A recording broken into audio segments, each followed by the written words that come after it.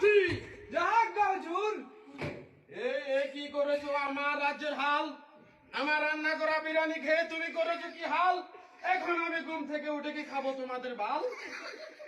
কে খেয়েছে সেই বিরিয়ানি, আমার রান্না করা বিরিয়ানি? জনাব বন্দি করো তাকে। পারবো না মহারাজ, কেন পারবে না, কেন পারবে না? আমি কি তোমাকে বেতন দিয়ে রাখিনি?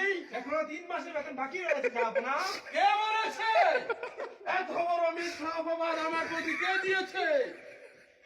আমি তো প্রত্যেক মাসের বেতন তোমাকে দিয়ে দিই। কে বলেছে এক্ষুনি বলো, তোমার গর্দান নিয়ে নেব আমি। চলো বলছি। এখনো কথা বলছো না? কে বলেছে তোমাকে মিথ্যা অপবাদ আমার প্রতি দিতে? জয়নাল দিয়েছে। কেউ